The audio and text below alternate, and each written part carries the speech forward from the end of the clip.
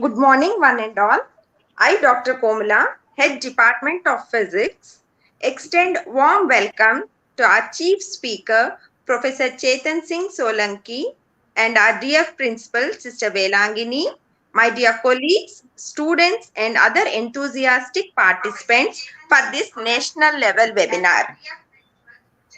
We shall begin the session with a short prayer. I invite Miss Abhinava of 2nd MPC to lead us in prayer session. Over to Abhinava. Our gracious Heavenly Father, we thank you for bringing us together in this auspicious event organized by the Department of Physics, St. Pious Ex-Degree and PG College for Women, Nacharam, Hyderabad, on the occasion of Akshay Urja Diwas. As we have gathered here in this harbor of your safety, we invoke you to strengthen us, restore us, and inspire us with your love and protection. Lord, in a special way, implore your blessings on Professor Chetan Singh Solanki sir, the solar man of India, our respected principal, Reverend Sister B. Velangani Kumari, our teaching, non-teaching staff, students, and all the participants present over here. May your Holy Spirit enlighten us and guide our hearts and minds. May your grace abound us, Lord. We thank you for imploring us with innovative ideas through virtual learning even during this pandemic time. Bless us and help us to guide and appreciate those who are gathered here. Teach us to be generous in outlook, courage in the face of difficulty, and wise in decisions. May we always feel the protection of your loving arms around us. Lastly, we appeal to lay your healing hands upon all those who are sick and needy. We ask this prayer in the precious name of the Lord our Savior, Jesus Christ. Amen. Thank you, Abhinava. Now I invite our dear Principal, Sister Velangini, to address the gathering.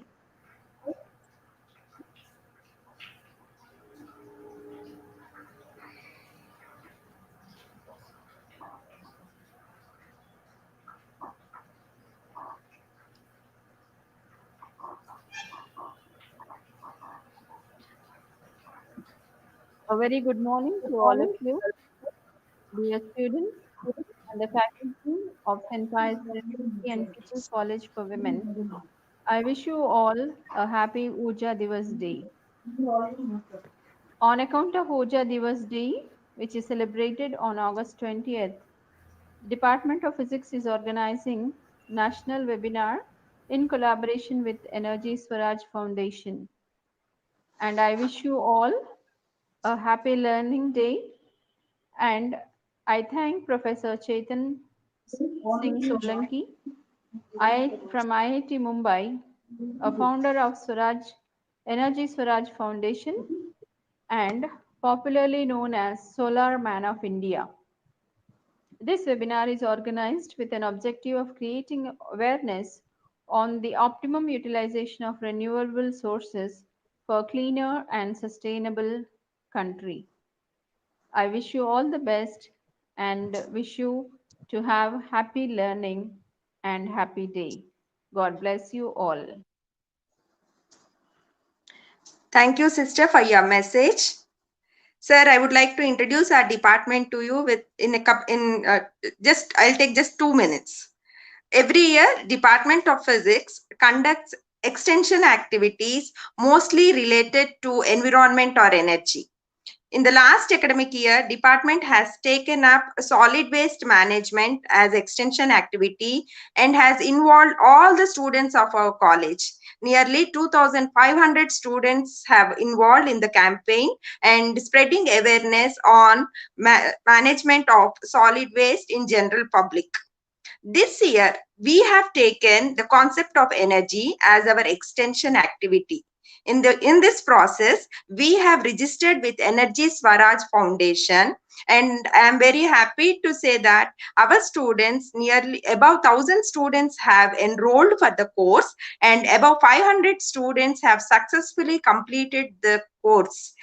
I thank you, sir, for the wonderful platform you have created to create awareness among public about the usage of solar energy. This year, we would also like to take up many more activities related to energy. On this auspicious day of Akshay Urja Diwas, the department also has initiated Students Energy Swaraj Club. Here onwards, we will be doing lot of activities under this club, and we would like to create more awareness in public related to this. Thank you, sir. Thank you for showing some platform and guidance to proceed to do many activities in this area.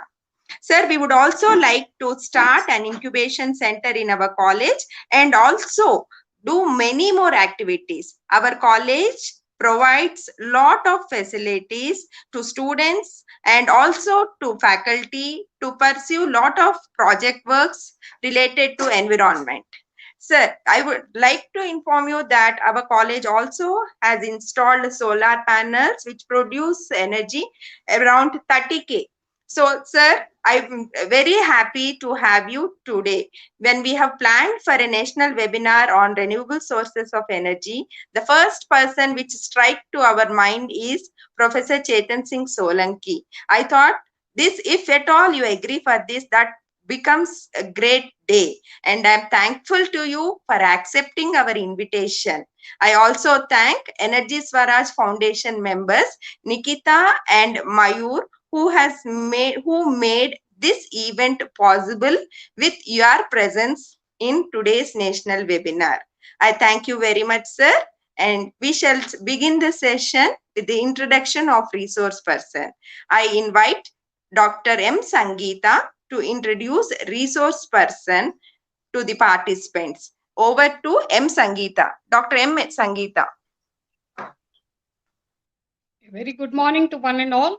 I am extremely happy to introduce Professor Chetan Singh Solanki, who is a professor from Department of Energy Science and Engineering from IIT Mumbai and popularly known as Solar Man of India. He is an educator, innovator, researcher, entrepreneur, and author. He was born in a small village called Nemet in Gurgaon district of Madhya Pradesh. He received his PhD from IMEC, Leuven, Belgium, a leading R&D innovation hub in micro and nanoelectronics. He has the credit of leading major solar projects at IIT Bombay, including National Center for Photovoltaic Research and Education, and also Solar Urja through localization for sustainability, the initiative which has provided green light for 8.5 million families. Professor Solanki has authored 7 books and published over 100 research papers in international journals and has 4 US patents to his credit. His energy Swaraj movement is a stepping stone towards energy access, energy sustainability, and climate change mitigation. He has a number of awards and accolades to his credit. To mention a few, he has received the Young Scientist Award from European Material Research Society, France in 2003, and he has received the Prime Minister's Award for Innovation for Solar Urja Lamp project implemented in Rajasthan in 2017, and recently in 2019 he has received the IEEE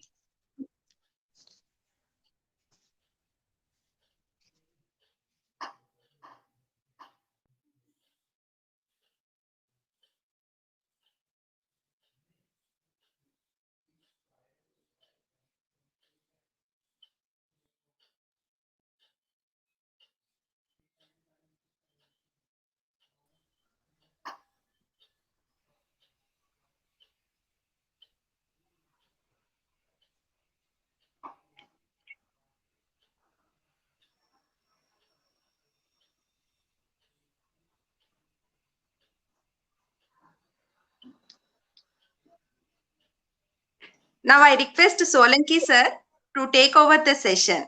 Over to Solanki sir.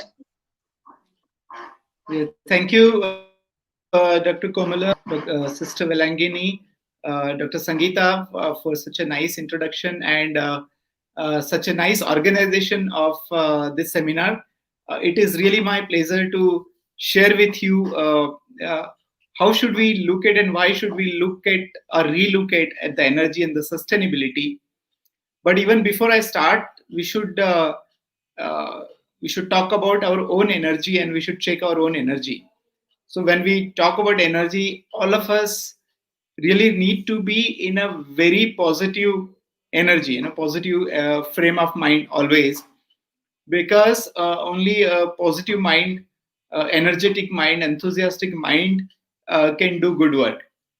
And therefore, I always ask people and students around me, how are you?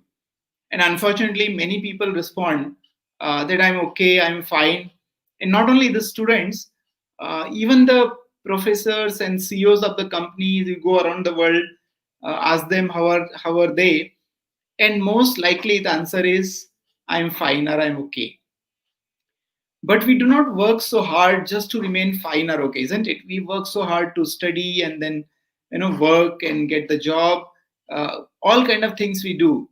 And as per the Gita, the whole purpose of every single activity that we do in our life, whether we want to look good, whether we want to eat ice cream, whether we want to study well or do good job, is to derive happiness. And knowingly unknowingly we are not happy, we do not express that happiness. So therefore, I would like to request all of you, and in fact that is one of the condition to attend my seminar, is to be happy and smiling. So let me, with this note, let me ask all of you, how are you all? Happy? All happy? I'm sure we can't communicate one-to-one with everyone, but be happy, keep smiling, and that is the first condition to attend this seminar. All right. So let me start. I'm going to share my screen.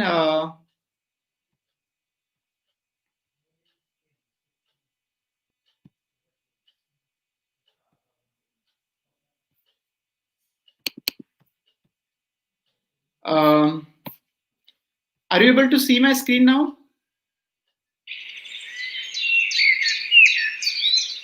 Hello, can you see my screen? Dr. Kamala? Sir.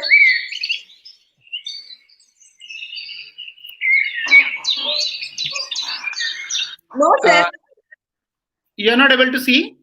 No, sir. We are able to see you only, not your screen. I see.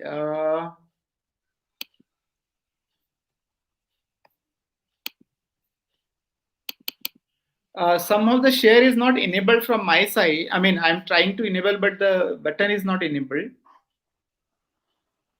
Can you post to me, sir? Sorry? No, just maybe the host can enable my screen, because or let Okay. the model not can. Okay. Let me try again. Okay, sir.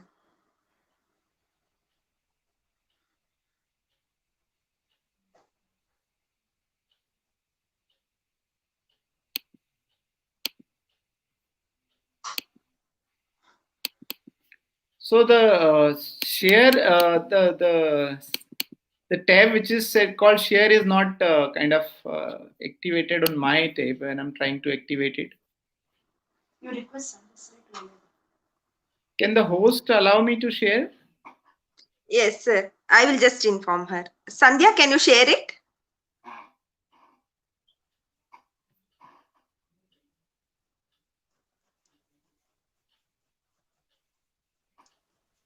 Sir, it is not visible here. If you can click on share screen. Yeah, so when I come to share, the share button is not activated. So I'm clicking it, it says share, but I'm not able to kind of click it.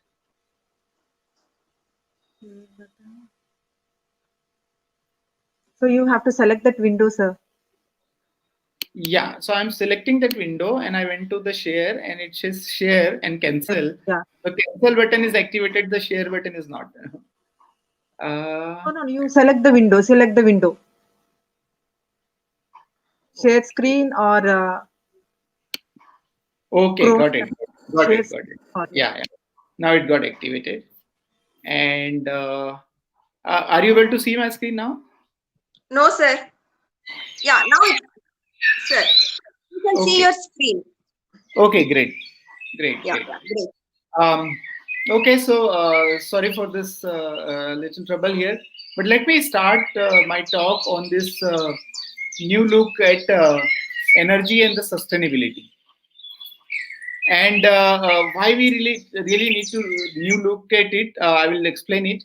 What I'm going to talk before even I talk, I want to put a note here that whatever science that we have developed over a period of time means I'm talking about centuries, is such a small amount of knowledge that we could comprehend that and in the vast knowledge that nature and the universe possess, it's very little that we know, and therefore it is I would say right to say that we know nothing. We know very little thing, and as a result of this limitation that we know only little, normally we tend to take actions which are not right and which are not correct. And our current situation of the planet, due to the human action, is one of the result of this particular thing that we know very little. But as a human, we tend to know that we know really a lot. So what I'm going to do is I'm going to share with you how the world we live in, the picture of the world that we live in right now, and how energy is an important driver of our life, how energy and climate change are correlated, and what is happening, and finally what could be the solution to the current situation which is leading to the climate change. So this is what I'm going to cover. To begin with, I would like to show you this image, and I'm sure many of you would know this. This is an image of a universe. If you look at the universe from millions and millions kilometer away, it will look something like this. So what you see, these bright spots on the screen are basically various galaxies. Okay, and our galaxy is one among them, and there are millions of galaxies. Our galaxy looks something like this. So this is called the Milky Way Galaxy. Now within the Milky Way Galaxy also there are billions and billions of stars. And only one star is ours. We call it Sun. And Sun is not in the center. The brightest spot in the center of this galaxy is not our Sun, by the way. Somewhere down below in the middle, a tiny bright spot is what we call our Sun. Now, around this Sun also, there are many planets that are revolving, you know, and only one planet is ours, that is Earth. Look at how tiny Earth is as compared to the Sun, right? If you compare the diameters, that Earth is about 109 times smaller than the diameter of the Sun. So it's a very tiny planet that we have, and around that also there is a very thin blue layer where the human life can exist. So you can understand now, in the billions and billions of stars and galaxies, there is an absolutely very thin blue layer. We call it our atmosphere, where human life is possible. There is no other place in the entire infinity of the universe that we can live and survive. So, because of this, I think we should really be caring about this thin blue layer. We should be protecting it, we should be nurturing it so that our life can continue to exist in this atmosphere, which is not, and which has already been disturbed. And within this blue layer, by the way, there used to be a beautiful life. Used to be. I'm using the word used to be, which means that it is not so beautiful anymore. There used to be beautiful clean waters, a nice flora and fauna. There used to be a very dense forest on many parts of this planet, and there used to be a nice clean rivers with a clean water. There used to be a beautiful, very fertile, very soft soil where we could grow things. So this used to be what the climate was all about, the environment was all about, but it has got changed significantly. Why? Because we have learned to use energy. We have learned how to use energy. We have kind of discovered the fossil fuels, the coal, oil, and gas, etc., in 1980s, 1850s, 1870s, 1880s, and since then we have been using energy more and more. And we do rightly so, because it's a major driver of our life. Whatever growth that we have observed, whether it is our social growth, whether it is our economic growth, everything is driven by energy. In fact, we are so much dependent on energy that not a single minute of our life passes without consuming some form of energy, and not a single square inch of space around us is untouched of energy, right? So every minute, every square inch has a touch of energy, and because we do so, because it has become a major driver of our life. And in terms of modern understanding, we say that, look, our United Nations has come up with what is called Sustainable Development Goals. And there were earlier Millennium Development Goals, but now it is called Sustainable Development Goals, or SDGs. You see, there are 17 SDGs, goal number 1, 2, 3, 4, and up to 17. And in the center of all this is energy. So in the center of all this is energy, which is called the goal number 7.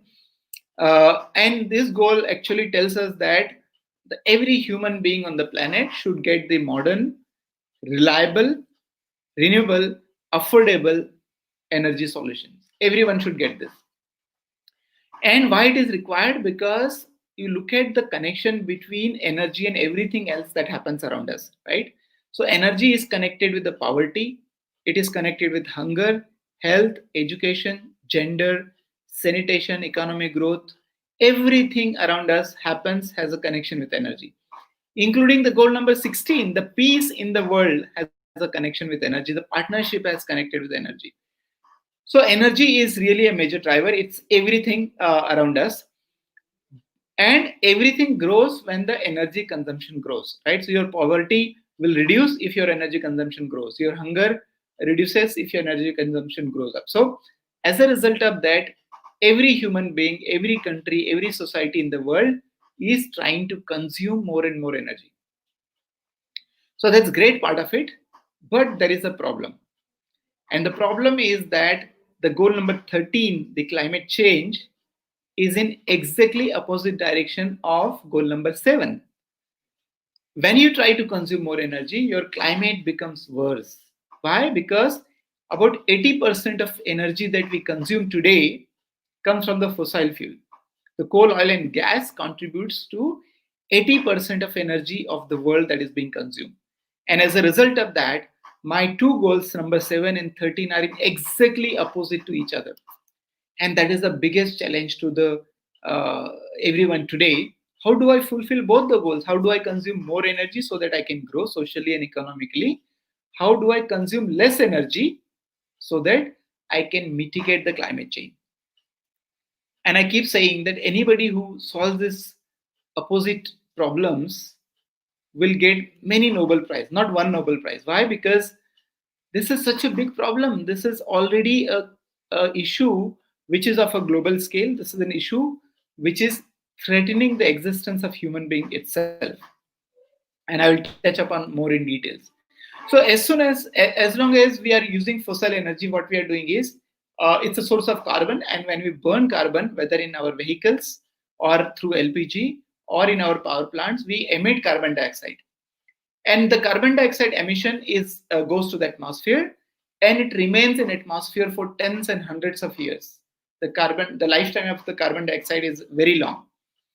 So what used to happen before pre-industrial era, that is before 1950, before 1850, that the carbon dioxide concentration on the planet was a constant, and it was almost about 280 parts per million.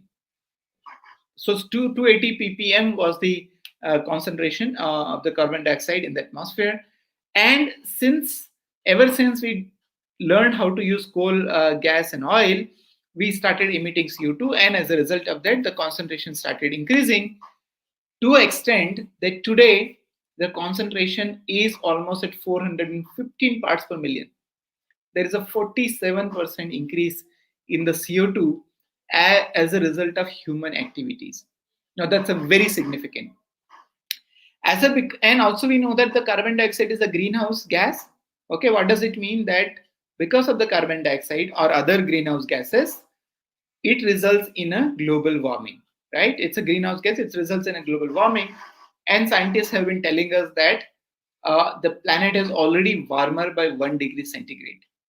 Okay, now 1 degree centigrade appears to be a very small number, but actually it has a major impact on our life already. You know, there are 95% coral reefs around the world have been disappeared already. There are a lot of species that are getting extinct. There is already floods in many parts. There is already drought in many parts. There is already forest fire in many parts. So 1 degree itself is a very big number.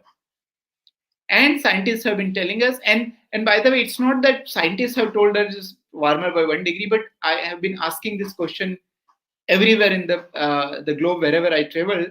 How many of you feel that something around you has changed? How many of you feel that the climate has changed? And answer is yes, everybody can feel in their day-to-day life that something has changed.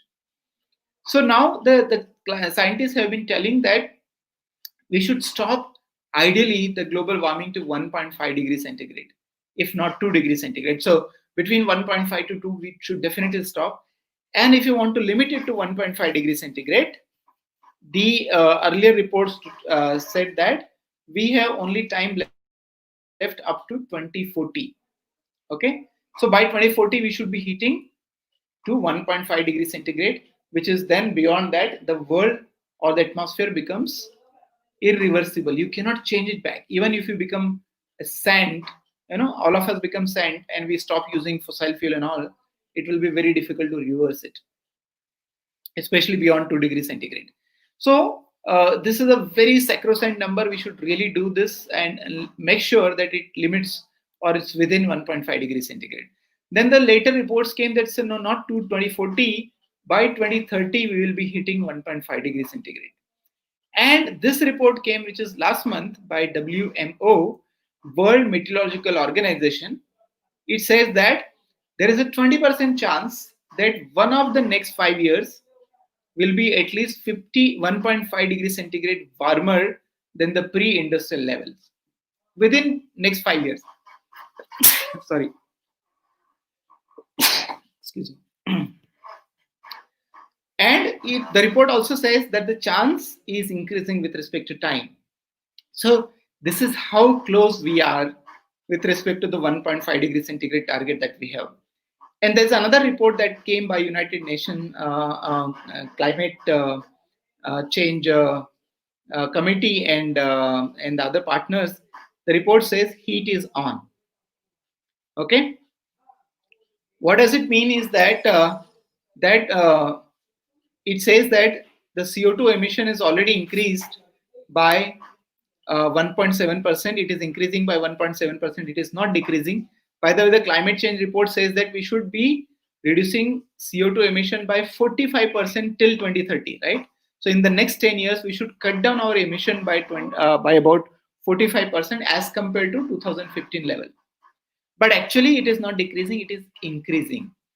And the current CO2 level that we see, scientists have said that it has never seen in the last 800,000 years history of this planet.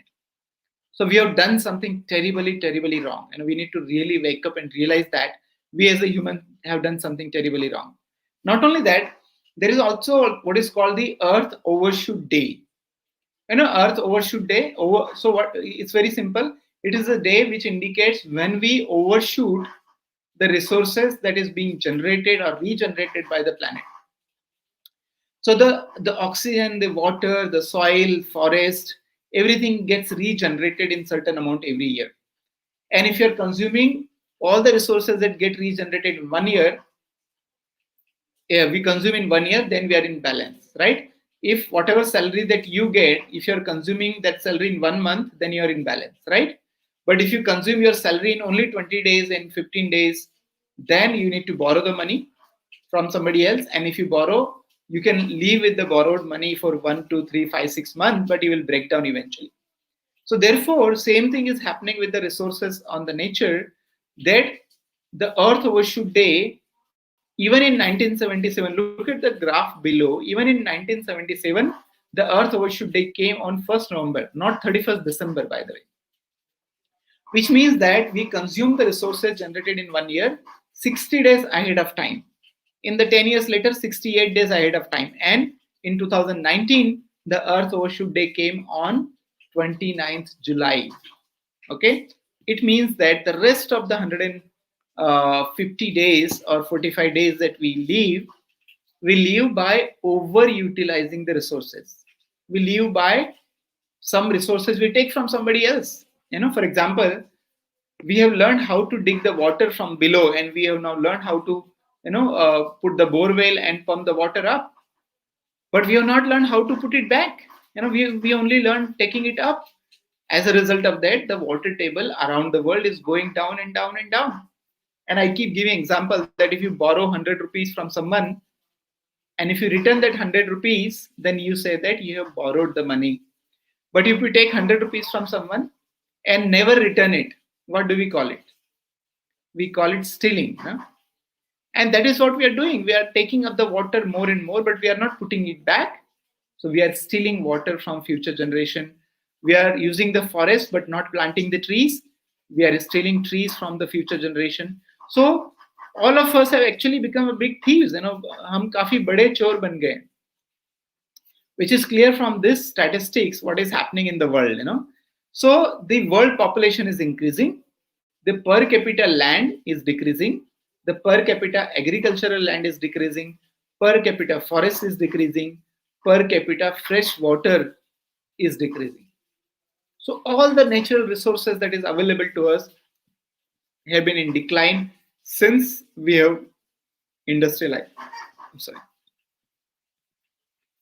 So as a result of this, the world has changed. It is not the same beautiful world that it used to be. And the current world status I want to really show you, and so that you can figure out what is happening. So for example, this is an image. This is an image of the forest fire that was in Australia last year. And 10 million hectare of a land of a forest got burned. 10 million hectare. Not only in Australia, it has also was there in Amazon. Right now, there is a forest fire going in the US, some part of the US, and even in Siberia, very cold part of the planet. There are forest fire in Siberia. And the report, I was reading a newspaper report which says that the forest fire is 5 times more than it used to be. So because world has become warmer and the drier, there are more and more forest fires that is coming up. On exactly opposite of the fire is the water. And this is the image of a city, Venice in Italy. This is a canal city, but you see it got flooded, not because of the rains, by the way. It is not because of the rains. The seawater came in and it flooded the city. And the seawater remained to this level for many, many days. So imagine what is happening. Now what else? This is an image of a cold continent. This is an image of Europe. And you and I know the Europe we have seen in our movies. Very beautiful weather, very cold weather, snowfall is what we imagine of the Europe. But last year, one of the city in France has reached to 45.8 degrees centigrade. 45.8 degrees centigrade, can you imagine? So that is what has happened in the cold continent. And exactly opposite of that is a warm continent. The hot continent is the Middle East.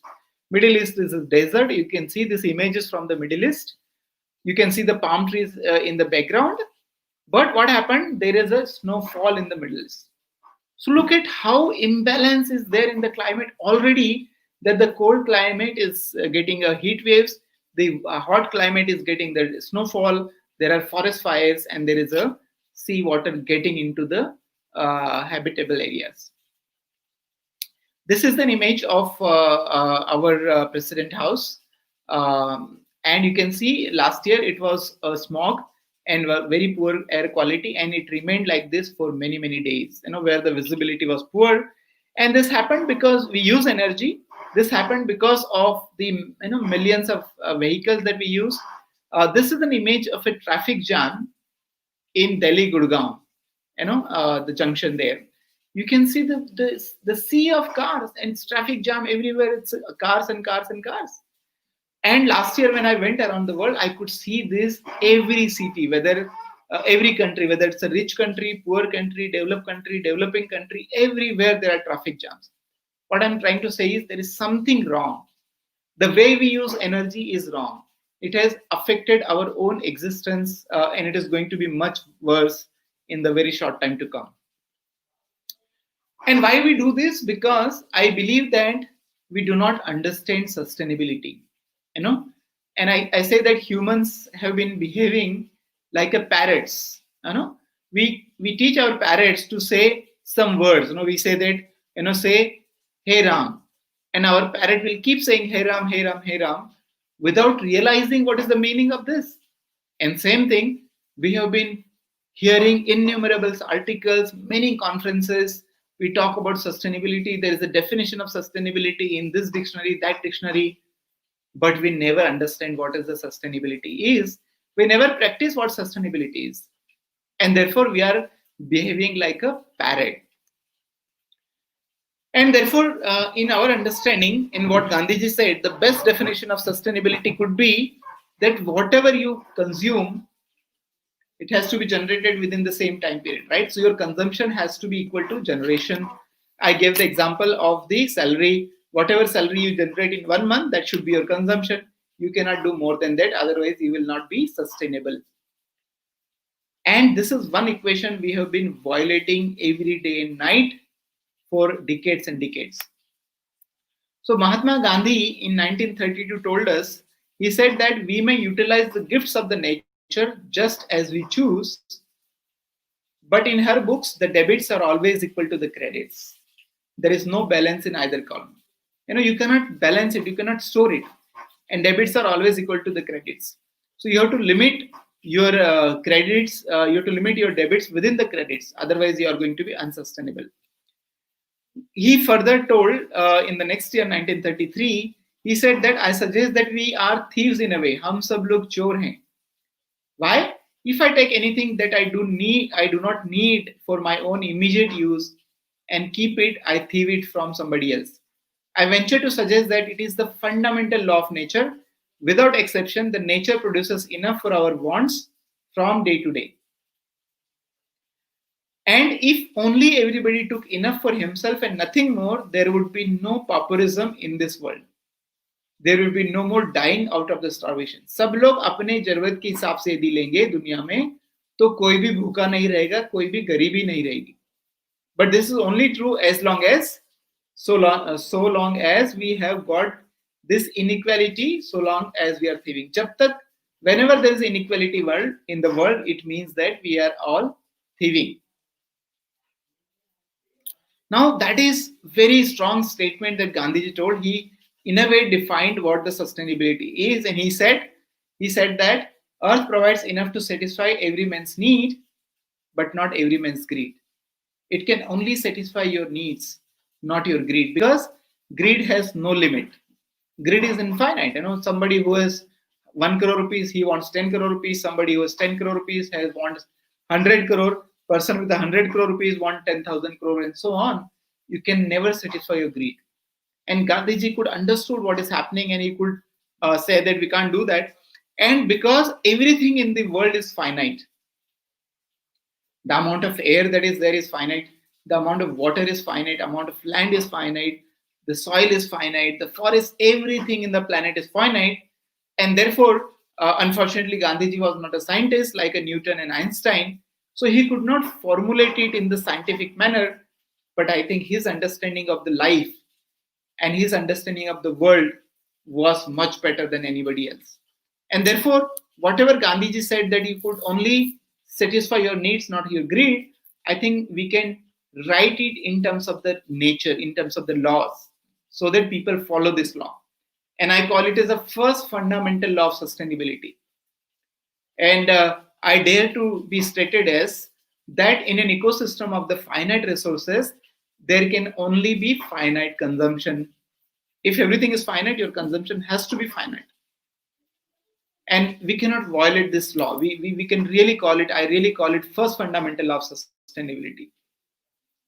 And it guides us in many ways. So, for example, in last year when the economy was slowing down, when there was a crisis, the automobile sale was decreasing. So this report came in India Today, a very well-recognized magazine. It says the auto industry is in the midst of severe slump, and policy intervention to revive the sector and economy at large is necessary to stay off the protracted crisis.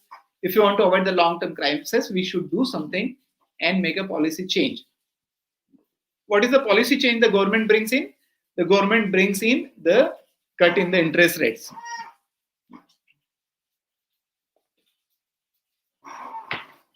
Excuse me. Are you all with me? Are you able to listen to me?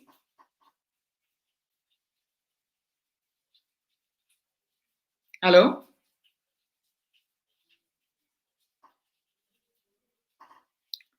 Dr. Komala, can you listen to me?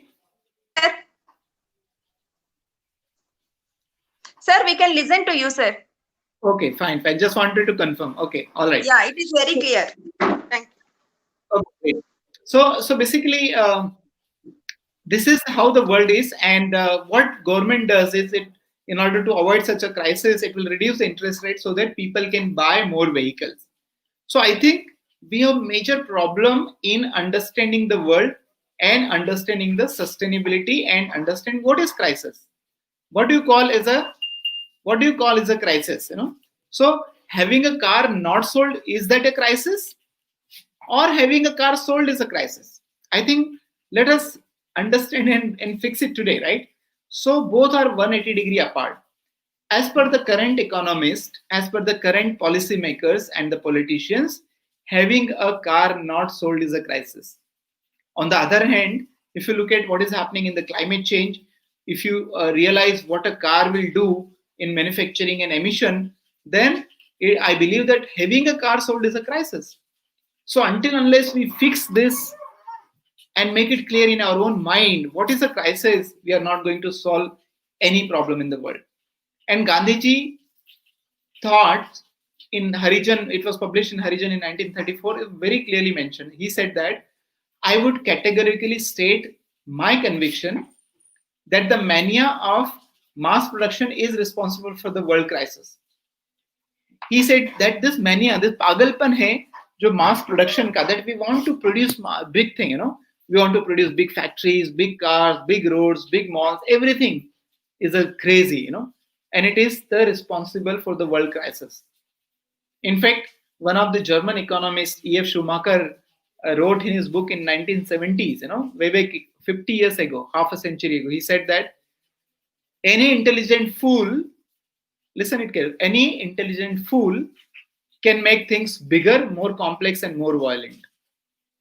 And it takes a touch of a genius to make things simple. So we have been behaving like an intelligent fool. We make bigger roads, we make bigger cars, we make bigger houses, we make bigger malls, we make things more complex, we make things more violent. So according to the economist, he said, according to him, we are behaving like an intelligent fools. And according to Mahatma Gandhi, the mass production is responsible for the world crisis. Not only that, he has also given us a solution. He told that when the production and consumption both become localized, and read it carefully. So the production and the consumption is localized, the temptation to speed up the production indefinitely and at any price disappears. Right now, because everything is centralized, we want to do everything possible to produce more, consume more, produce more, consume more, right? That is the kind of race that we are in. And that is what we call it as economic growth. And we do it at cost of everything else. We do it at cost of our nature. We do it at cost of our relationship. We do it at the cost of our health and everything else. So Gandhiji said, no, that's not right. What you should do, your production and consumption has to become localized. And if you do that, what will happen? All the endless difficulties and problems that our present economic system presents to would then come to an end. All our problems will come to an end, and we will be able to live, in real sense, a sustainable life. And so Gandhiji said that not the mass production, but the production by the masses is required. So not the mass production. What we should do is production by masses, and that's why Gandhi said we need to really look at the gram Swaraj, locally sufficiency at the village level. And why it is so? Because mass production always results in unequal distribution. So mass production. So for example, if you are buying a Nike shoes, all the benefit of the production and the sale will go to the shareholders of Nike only, not to the world. It will not be equally distributed. So when we do the mass production, your distribution becomes the local and unequal, and the benefit also becomes unequal. And because of this model of mass production, the inequity in the world has been growing ever since. If you look at the economic number, every year the world becomes more and more unequal. And because people live in distributed manner, our resources are distributed in nature. The sunlight falls everywhere, and therefore I would like to put a second fundamental law of sustainability on the Gandhian philosophy. We can call it that in an ecosystem of a finite resources, there can only be distributed production. In an ecosystem of finite resources, there can only be distributed production. So we cannot violate these laws of nature, fundamental law of nature or sustainability, I call it, which is based on the Gandhian philosophy. Now the question is it really possible that we have a distributed production? Is it really possible? Can we do that? And I would like to share my experience of running this project, Solar Urja through localization for sustainability. We have run it in IIT Bombay, and as the name suggests, Urja means energy. So we need to localize the solution for sustainability. How do we localize? I'm going to give some examples. For example, we have trained women, and in very large number, almost 10,000 women, to learn how to test the battery, how to test the panel, how to test the circuit, how to put it together, and how to do the soldering. Every skill that we have given to them, and they started making this solar lamp. They started selling the solar lamp and also earning money out of it. Not only that, they would also repair the solar lamp, and everything is done at the local level. We have also given them training how to do the entire wiring of an house, electrify everything based on the solar. So that was also, we have trained them. They could do this. Not only that, we have helped them to go one step further and set up a module manufacturing plant. So this small module manufacturing plant is established in Rajasthan, Dungarpur district, and it is all owned and operated by women. And the CEO, the chief executive officer of this factory, is none other than Rukmani Devi, who is the 8th past women only, and she takes care of everything on this plant. She takes care of the procurements and sales, and she knows about the dollar fluctuation and what raw material to buy, etc. So when we localize the solution, when we do it locally, it gives us many benefits. So this program we have run very extensively, most part of the country.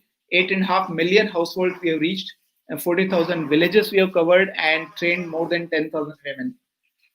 And many shops are started now. There are about more than 1,000 solar shops that are being run by these women. So this brings me to idea of what I call energy Swaraj. What is energy Swaraj? Based on Gandhian philosophy, is the scenario where local generate and consume their own energy needs using locally available renewable energy sources. So local people, local resources, local consumption. So when we localize the entire solution, there are many benefits. Now the next question will come, can I do this for my electricity generation? Can I completely be self-sufficient in terms of energy, and energy Swaraj is viable or not. And there are 5 parameters in which we can look at the viability, technological feasibility, economic viability, environmentally friendliness, institutional doability, and social acceptance, whether it is doable, acceptable or not. And the answer is yes. All this thing are yes. The technologically it is feasible, economically it is viable, it has already become very cheap. Environmentally we know that it is friendly, and socially it is acceptable. So in all these 5 parameters that I mentioned here, energy Swaraj is viable, and sometime we can discuss in more details. Now, in order to promote Energy Swaraj, I have founded what is called Energy Swaraj Foundation, with the purpose and motto of energy by locals for locals. So last year we took part in a global competition with the title, Empowering Billion Lives, and we have gone through the several rounds of beating various teams in the country, in the continent, and eventually we won the global award of the $100,000. So with that award, I have founded this Energy Swaraj Foundation last year, which was celebrated as 150th birth anniversary of Mahatma Gandhi. Now, before we actually go and establish Energy Swaraj, we need to really adopt the right approach. And the right approach, I call it as AMG principle. So A means avoid use of energy as much as possible. How do I avoid it? There are many things we use in our daily life which is not required. For example, in my house we do not use refrigerator for almost 1.5 years now. We do not use geyser, and we have found it's very easy to avoid using refrigerator. And the milk is the most perishable item, and if you can avoid or you can save your milk, and in many villages in India people do not have refrigerator, but everybody produces their own milk, and they take care of their milk. It's very easy to do this. So if you do that, then every other item you can save. So you do not need to use the refrigerator. So avoid it, and by avoiding you can save 1/3 of energy requirement. If you cannot avoid it, minimize it. How do we minimize it? By using very efficient appliances. So use an appliance which is energy efficient, like LED. Use an appliance which is 5 rated star. Use an appliance which is DC. And there are many appliances available today. All your main appliance, lights, fans, TV, refrigerator, washing machine, that can consume 1/3 of electricity than the normal machines. So you can minimize by using right appliance by 1/3, and the remaining 1/3 energy you can generate. So I call it AMG principle, right? So use AMG principle to avoid saying OMG, oh my God, solar is very expensive. So follow this AMG principle, and if you do that, and if you somehow attain Energy Swaraj, which means energy by local for local, there are many benefits that we can get. You will make people skillful locally, you will create jobs in the local economy, you will make local economy stronger, people will become energy independent, the country will become energy independent, we will bring discipline in energy, and the energy security will come, sustainability will come, and the more important, the climate change will be, we will be able to mitigate the climate change. So one of our major agenda or the mission of Energy Swaraj Foundation is asking people to surrender electricity connection, go 100% off the grid, disconnect. And right now I'm sitting in this campus where there is no electricity connection from last 10 years.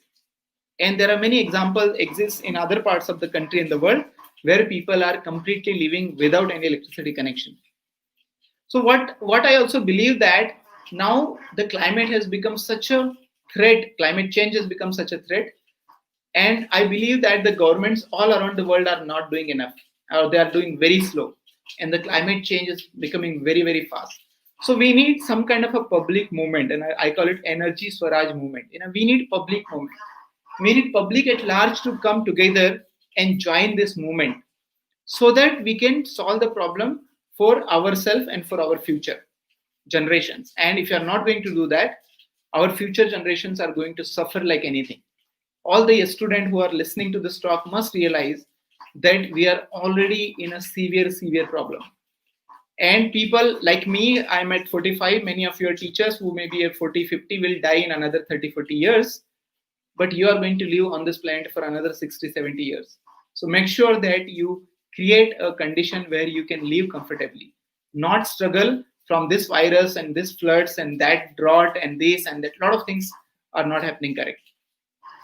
All right, so last year I did this Gandhi Global Solar Yatra, and I traveled to 30 countries to promote this whole idea.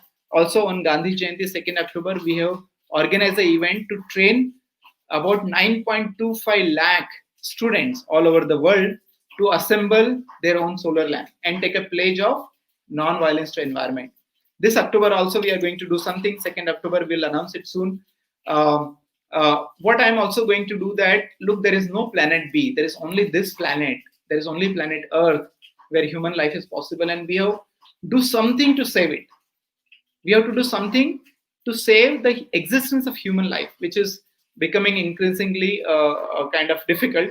And it is estimated that by end of this century, the temperatures on the planet will rise to about 3 to 5 degrees centigrade. And when the temperature will rise 3 to 5 degrees above the normal temperature, whether human life can exist or not itself is a big question. And I keep saying that we say that once upon a time, there were dinosaurs on this planet. And if we continue to behave like this, some few thousands years later, some new species will come on this planet and they will say, once upon a time, there were humans on this planet. I'm sure we don't want that situation to happen. I'm sure we want a beautiful life, secure life, sustainable life for our future generation. So we need to take action right now. What I'm going to do is I have taken leave from IIT Bombay and I'm going to get into this Energy Swaraj Yatra. We are making this solar bus. The bus will have a demonstration of the solar technology, and it will also have living facility inside, and I will be living inside the bus for the 11 years from 2020 to 2030. That is my plan, and I'm sure many of you will join in this Energy Swaraj movement and this yatra. So with this, I would like to really thank the St. Pious College, Dr. Komala, for organizing this, and all of you for listening to me. You can be connected with me through my social media pages, LinkedIn, Facebook, Twitter, etc. And also to connect with the foundation pages so that you can stay in touch. And visit our website, www.energyswaraj.org. And if you want to become part of the movement, if you want to become part of the yatra, you can write your names there and our team will be in touch with you. Also, Dr. Kumla mentioned, I'm very happy to hear that you already have the Energy Swaraj ashrams, and many of your students have done this course on energy literacy drive and learning how to design your own systems. I hope that will be useful for all of you so that you can design your own system and adopt to solar energy solutions. One last appeal I want to make, that when we want to create a public movement, it is possible without the contribution of people. And what we are asking is your people to support the movement for next 11 years. And the support should not be in air. It has to be solid support. So contribute something, donate something monthly for next 11 years. And that something can be even 1 rupee. Whatever is comfortable to you, you do it. And you become part of the movement. Also support it financially so that we can work very hard and save the planet for everyone else for sustainable living. So with this, thank you very much once again, and I will be happy to answer the questions. Thank you very much, sir. Your session was very informative, interesting, and at the same time, little scary also. Now it's time for all of us to realize how greedy we are and how we are in a rush to. Hello, can you hear me? Yeah. Yes. In a rush in the name of development, we are always looking at the branches, how big they are growing, but we are not seeing how our roots are getting damaged. If a person's life itself is not so easy to live after few years on the earth, what development a person can enjoy? Everybody must realize that to live a peaceful, a cleaner life, we must shift from our conventional energy to renewable sources of energy for a better tomorrow. Let us, sir, we will be very happy to associate with you in future. if given a chance, we will be a part of your mission, and we will be part of your yatra also. And we pray God that your yatra becomes successful. And if we are given a little chance to be a part of the mission, we will be very much grateful to you. And I Thank you. pray that God should give you more strength, more energy, so that you can convert our thoughts, our thoughts, and also the process of this shifting from the existing energy usage to solar energy usage. I thank you, Lord, sir. And also, this is the time, and I feel that today's awareness program also must have created a little of awareness in the participants. And these participants in future will be reducing the usage of electricity. Thank you very much, sir. And over to Palina for interactive sessions. Many students have posted queries in the chat box. So Palina will be moderating it. Over to Palina. Thank you, ma'am.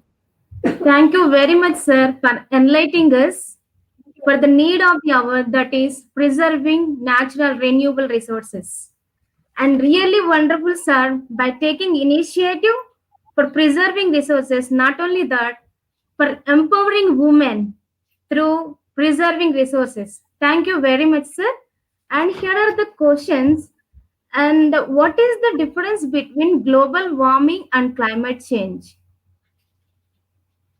Well, the climate is some of many events that takes place in the atmosphere that we live in.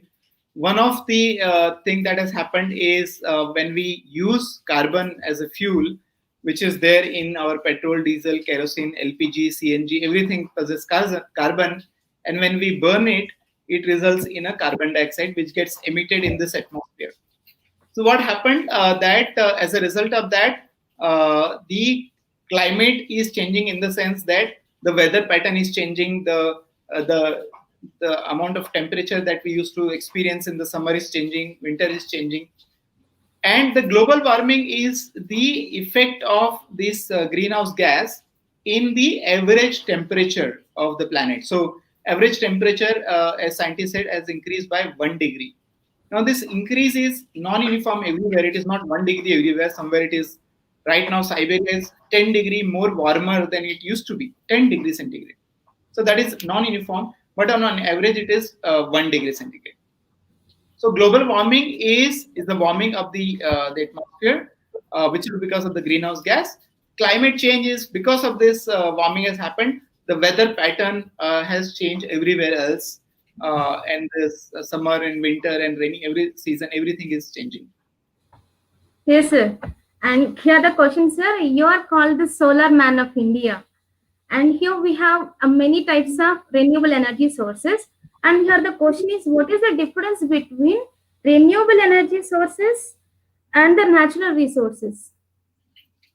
And the national resources. Natural resources. Natural resources.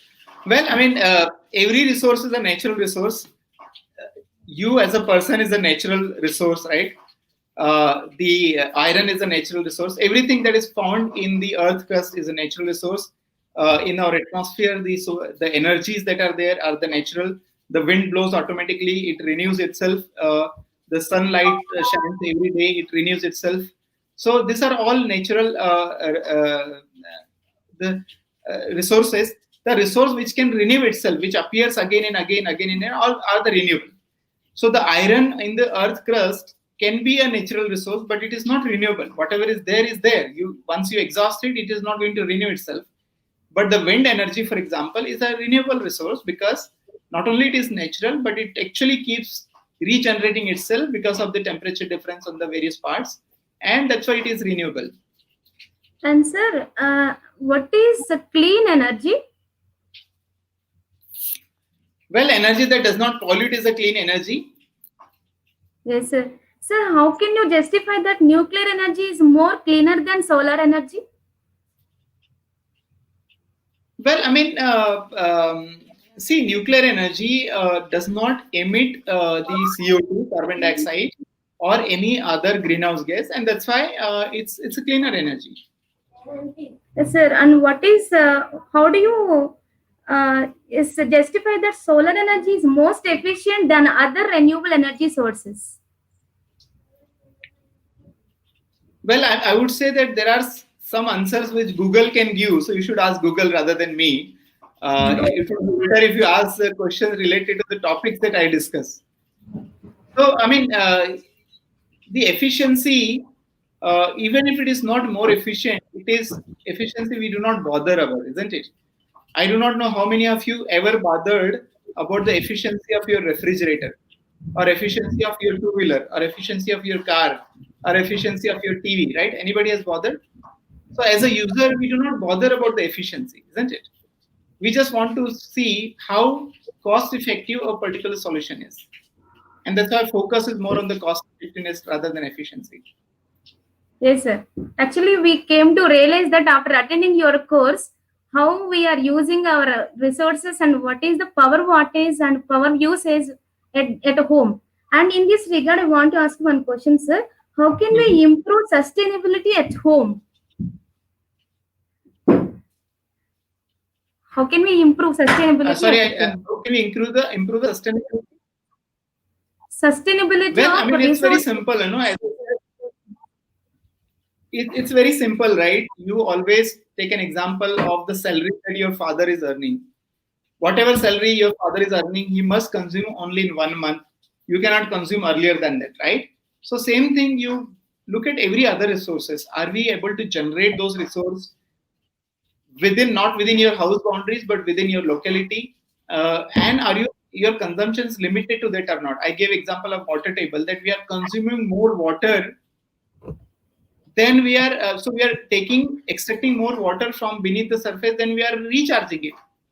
So just take care of that. You know, it's not that because you have money you can actually now start taking bath in the bathtub, and if you have more money you can build a swimming pool, and if you have more money then you can build bigger swimming pool. No, that is not sustainable. So make sure that your consumption is equal to the generation. That is what the sustainability, and that should apply to every resource that you use in the house.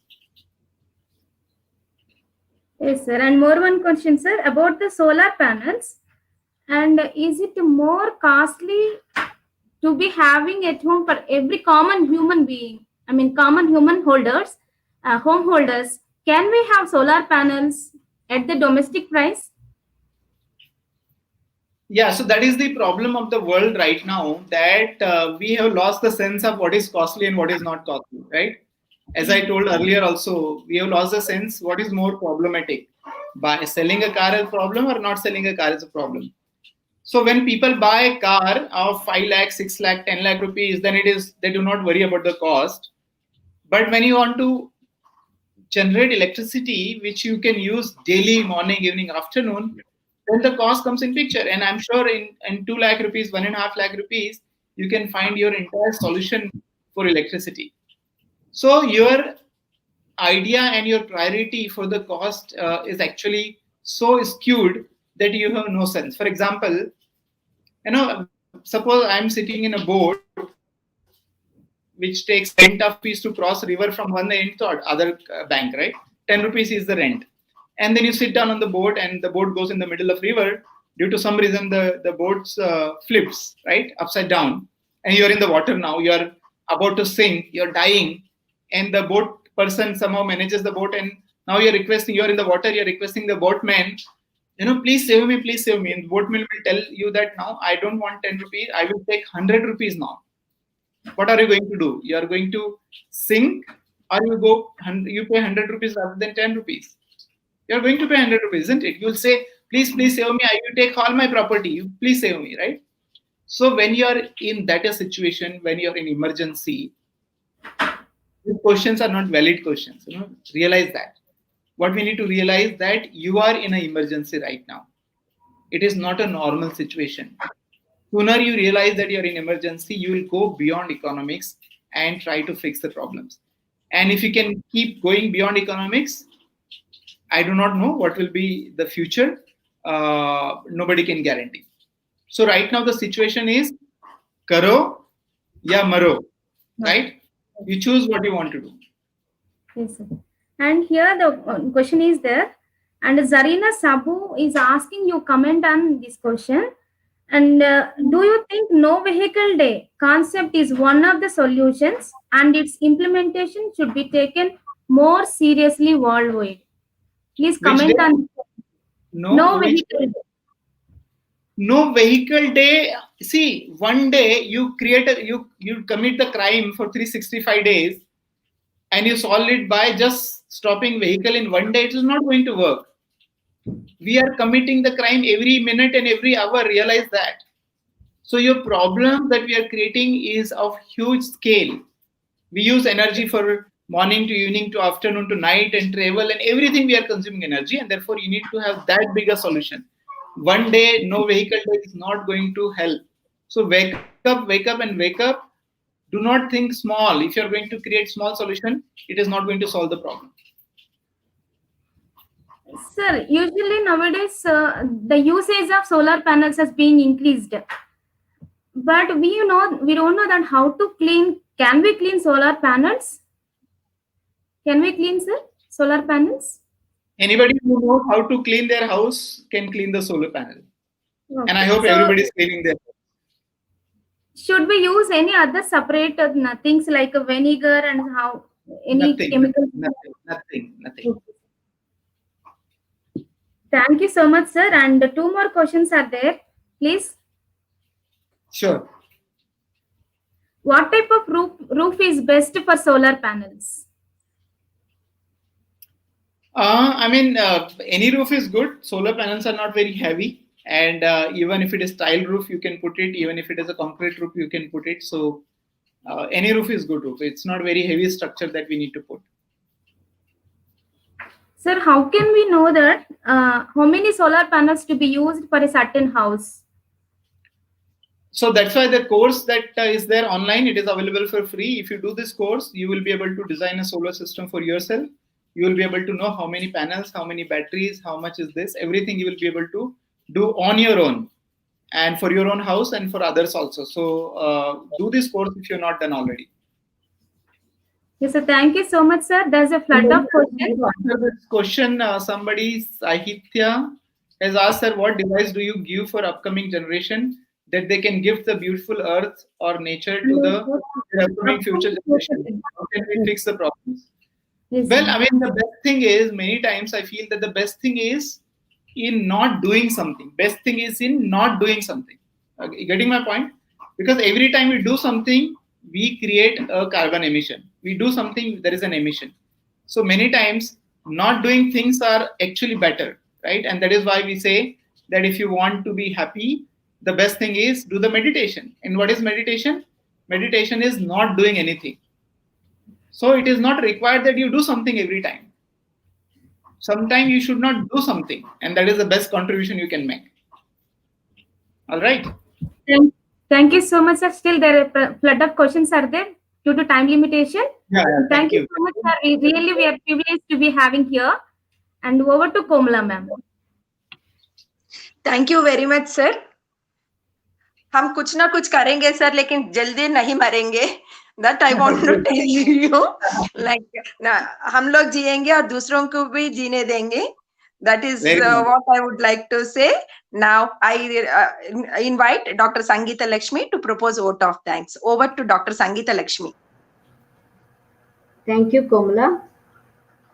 A very pleasant morning to one and all. I, Dr. P. Sangeeta Lakshmi, on behalf of Department of Physics and Management, St. Pious 10 Degree and PG College for Women, convey my heartfelt gratitude to our resource person, Professor Chetan Singh Solanki, Professor IIT Mumbai, and he is the solar man of India, for accepting our invitation and enlightening us about our own positive energy and renewable energy and awareness on consumption of energy, and enlightened as consumption is equal to generation and what is the crisis, and also, sir, enlightened Gandhian ideas, not mass production but production by masses. Of course, he also given a principle, AMG, avoid, minimize and generate, about energy and solar Swaraj movement. Sir, we are very much happy with the program, And I also thank Nikita, member of Energy Swaraj, and I should say thanks to Abhinava for her wonderful prayer. I would like to thank our principal for encouraging and motivating us in organizing this national webinar. I would like to take a moment to acknowledge and convey my gratitude to the person behind the curtain, Mrs. Sandhyasri, HOD Department of Computer Science, for her technical support. I appreciate all the participants and Energy Swaraj Club members for your active participation in making this webinar a grand success. Thank you, one and all. Thank you very much, and all the best to everyone. And let us work together to create a good, beautiful planet so that everybody can live for a centuries and centuries to come. Thank you so Yes, much sir. for inviting me and listening to me. Thank you very much, sir. Thank you so much, We look sir. forward for a long and energetic association with Energy Swaraj Foundation in future.